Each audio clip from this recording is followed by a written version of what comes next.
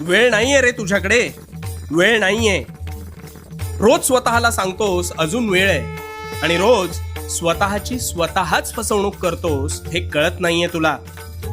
आत्ता जे मी तुला सांगणार आहे ते तुझ्या आयुष्याला कलाटणी देईल, त्यामुळे शांतपणे ऐक आणि मला मानत असशील तर अवश्य आचरणात आण.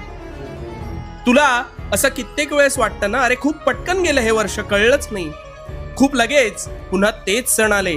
तर हो, या पृथ्वीचा वेग तसाच आहे, पण तुझ्या कार्याचा वेग मात्र मंदावलाय हे तू विसरतोस. ही धरणी त्याच वेगाने घिरट्या घालतीये, पण तू मात्र तुझ्या सुप्त मनाच्या आरामशाही जाळ्यात अडकून पडलायस. कसं ते सांगतो.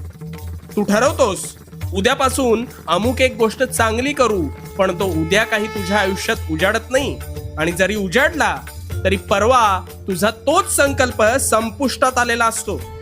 आतापर्यंत हेच होत आले.